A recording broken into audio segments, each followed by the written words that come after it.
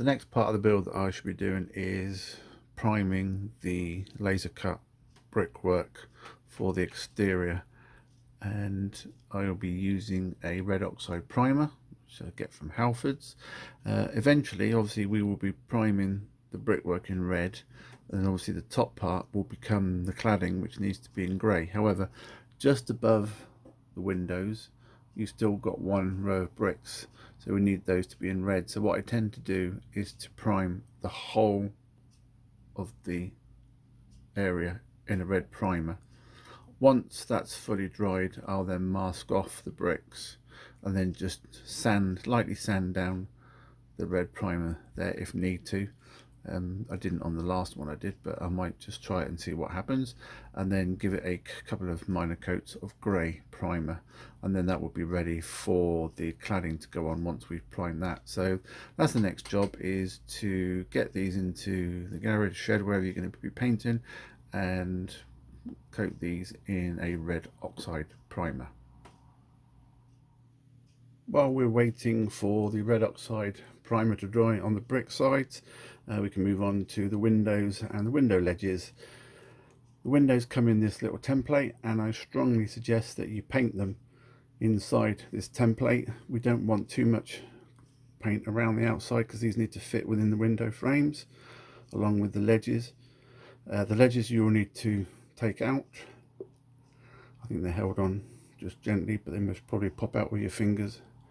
And I'm going to be painting one side, allow it to dry, and then I'll give the other side a paint as well, and they'll slot into the windows before we put the actual window frames in.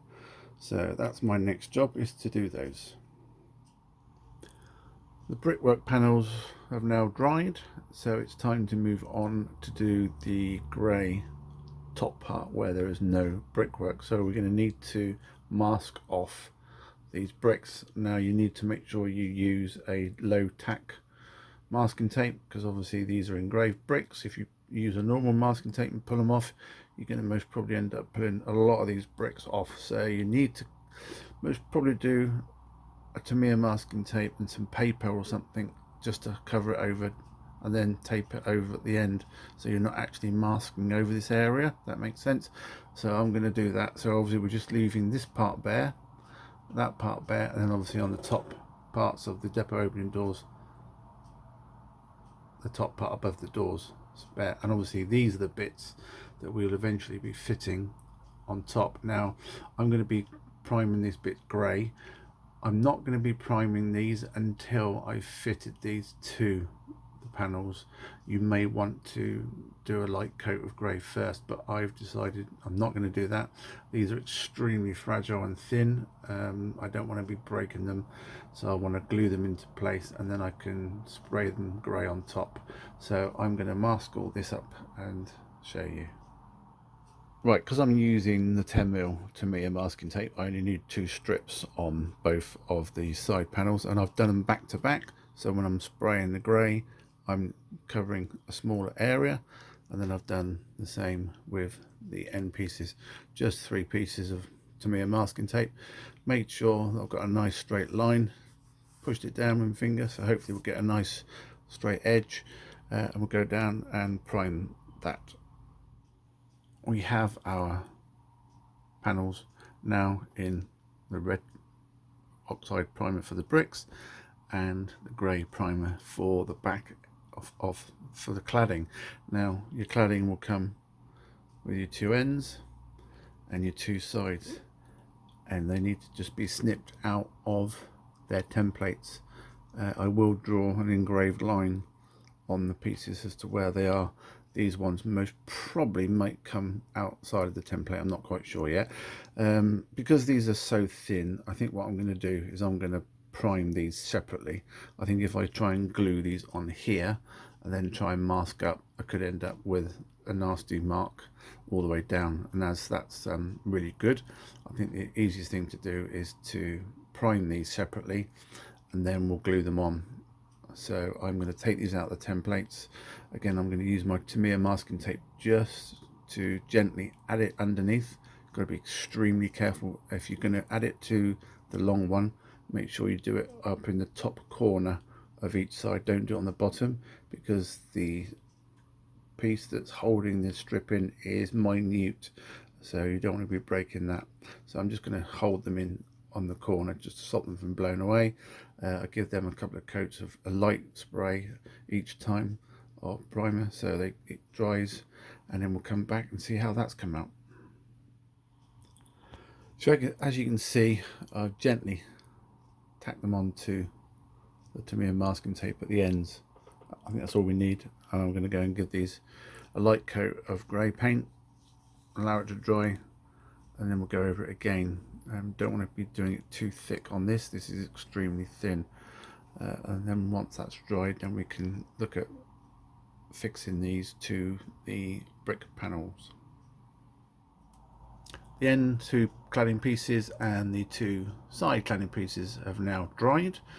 Return them to the workbench, and we're going to be gluing these two end pieces, and I'll most probably use the dabbing method. Just use a little bit of glue around the outside and the occasional bit on the inner side. If I get any glue come through, I'll just wipe it off with a brush, and if I have to do any touching up, I can use my aerosol can, spray a bit into the lid and just brush it on.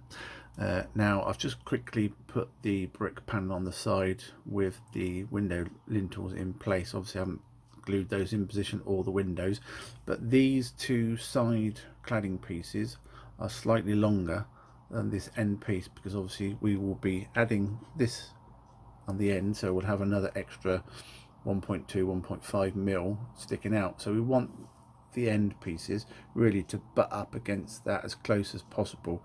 We will be covering this with an adhesive strip later on, but ideally we want it to be going as close as possible.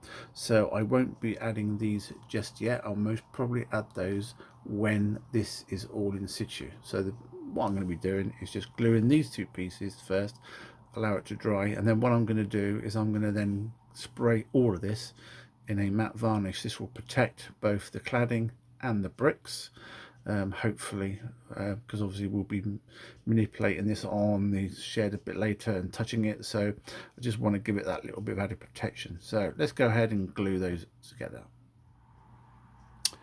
Right, hopefully you should have your side panels primed in your grey and red. You've done your windows in the colour of your choice. I just happen to use silver. And our window ledges, I've used the rail match concrete, done a very thin layer on both sides. So what we now need to do, we need to cut our windows out of the sprue, and then we also need to fit the window ledges. Now the window ledges, I can't remember the thickness, they're about 4.5 mil, 5 mil, so we need something that's got at least that depth. Now the piece of ply that I'm using on my board is 6 mil, so what I'm going to do is I can grab hold of my side panel and I'm going to bring it over the edge, so there is a gap here, and what I can do is I can add a tiny little bit of glue onto the top of the ledge of the window opening.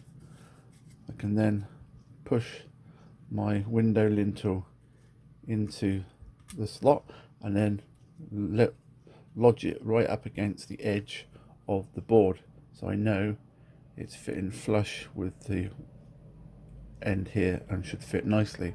We can then fit a window into this area here, and I'm going to use a very small amount of glue on the edge of the window, and we want the window to be pushed right in so it's flush with the bottom.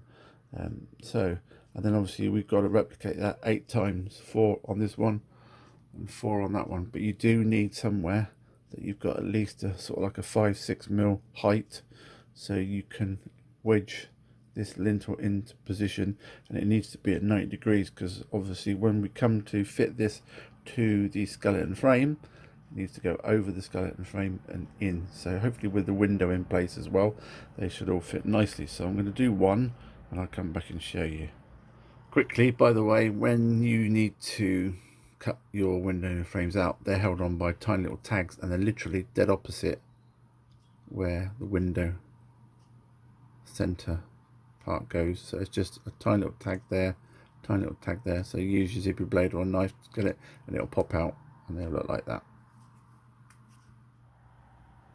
Right, so I fitted the first one. As you can see, the window ledge slots in and protrudes quite a bit.